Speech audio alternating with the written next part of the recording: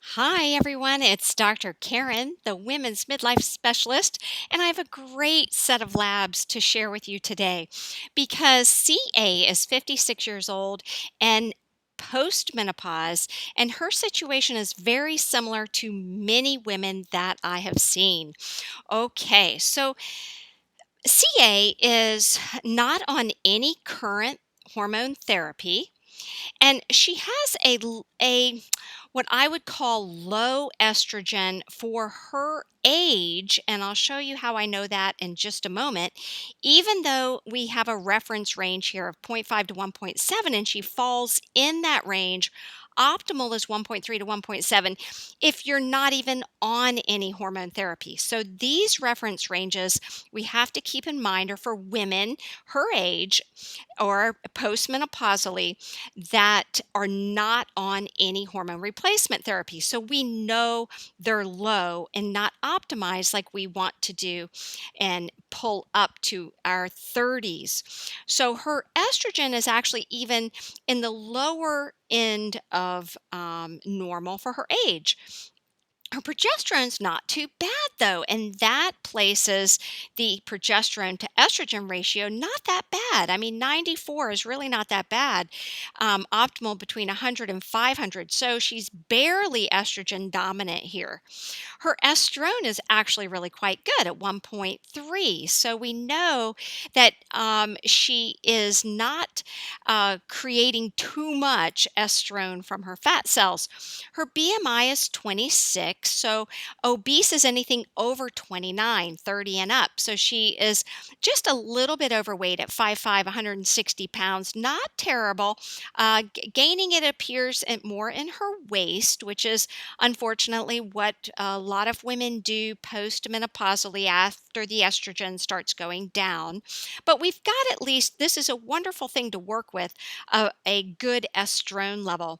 Now, her testosterone is pretty good too. Now, part of that is because of this weight gain in the stomach that tends to cause a higher level of testosterone. And of course, our adrenal glands continue to make a testosterone after menopause when the ovaries stop making it. But also, we have to remember that the adrenal glands make more testosterone when we're under more stress because it comes from the adrenal glands, and there it is using up that poor little DHEA sitting at 1.8. Her cortisol is okay, but we don't know what it is later in the day. And also, we'll take a look at her symptoms that give us a little bit more clue as to what's going on with CA. Now, when we look at her graphs, here's her estrogen, and even though it's normal, everything is normal between the blue lines, all this blue area, and for 56, hers is sitting below average for a 56-year-old. But if we want to optimize it, we really want to pull that up to a little better level. Her progesterone is at the higher end of normal. You can see that up here, and testosterone up here, not bad at all because we can work with that and optimize it much easier than if somebody it doesn't have this kind of picture. So actually CA is looking pretty good, pretty easy to help here. So her DHEA kind of putsy down here at one point. I think it was 1.7 or 8, and we want to optimize that for immune system, for testosterone, for energy, for allergies, all those kinds of things we can do with a little supplement over the counter.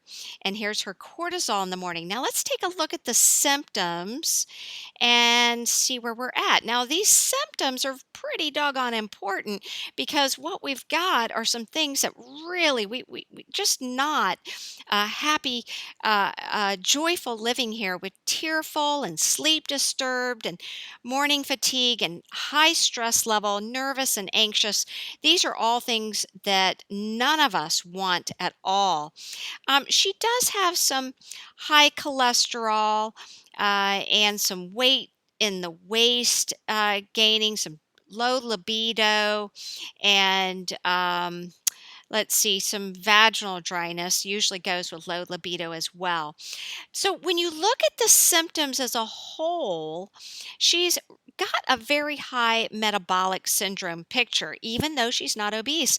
But this is important, and you don't have to have a whole lot to fall into this category.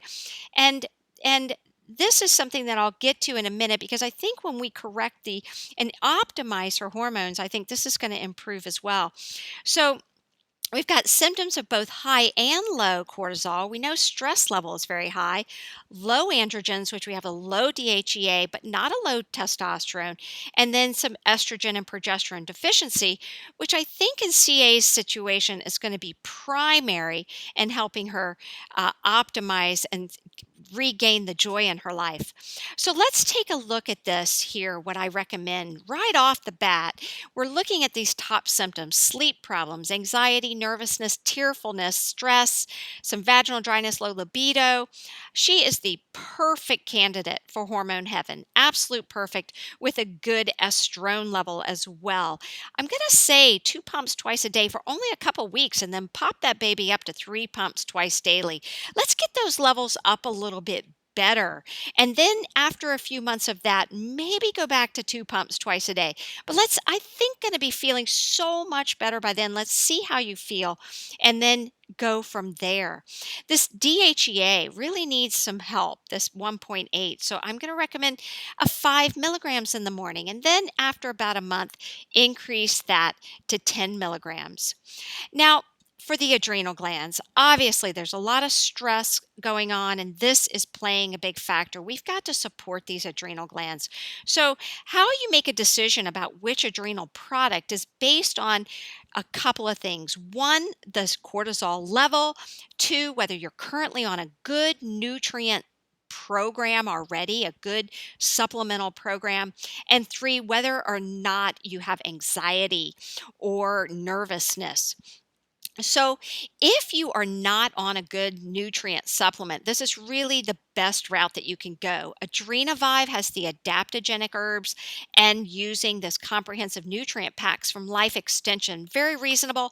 It has amazing everything in it, and they come in 30 little packets, so they're so easy to use. And this is what I'm using now. It's got all of the omega 3s you need. It's got anti inflammatory turmeric, which is also anti cancer. It's got CoQ10, very important for the mitochondria to make ATP or energy. It's got everything you need right there. And I highly recommend this combination. If you're already on a good nutrient pack, then Adaptinol would be the one to go to because it's got um, a nutrient profile that is good for the adrenal glands. So it doesn't have everything you need. It doesn't have all your omega 3s and uh, all of the B vitamins and all of your vitamins and minerals like this one has, but it's got what your adrenal glands need, as well as the adaptogenic herbs that the Adrenovive has. So this would be the choice. And I would start with 2 capsules. And for you, I would recommend 2 capsules at night before bed because we want to help you relax more and get a good night's sleep.